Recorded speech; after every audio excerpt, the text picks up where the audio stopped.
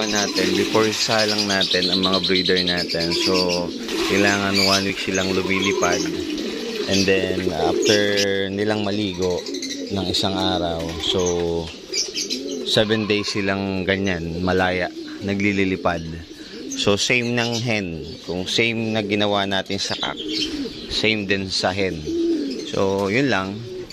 Ang gagawin natin, 40 days conditioning. Tapos, ginawa natin. So, maliligo na sila. Bukas, malaya pa rin sila 7 days. After 7 days, so, doon na sila, doon na sila mapapasalang. Team lang din ng, ng hen. Ganyan din sila. Kailangan lumilipad sila ng, makawala sila sa, sa cage. Matanggal natin sila sa cage. Ayan. O, ba't kayo nag-aaway? Aaway ka eh.